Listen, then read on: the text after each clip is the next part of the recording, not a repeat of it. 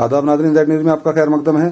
जिला पुलिस से block development council के चेयरमैन जमील कोहली ने ईद के मौके पर जम्मू और कश्मीर की आवाम को अमन और आपसी भाईचारे का पैगाम दिया। आगे देखिए हमारी नुमाइंदा जहांगीर अहमद की report. Kohli, BDC block Poonch.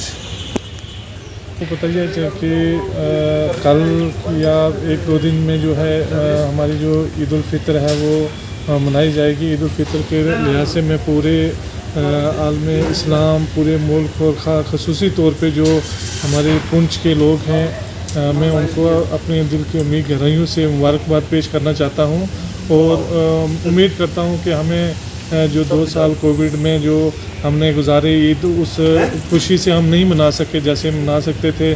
अब हमें चलो कोविड की वजह से भी बहुत सी रिलैक्सेशन मिली हुई है कि अभी भी SOP का ध्यान तो रखना है पूरा।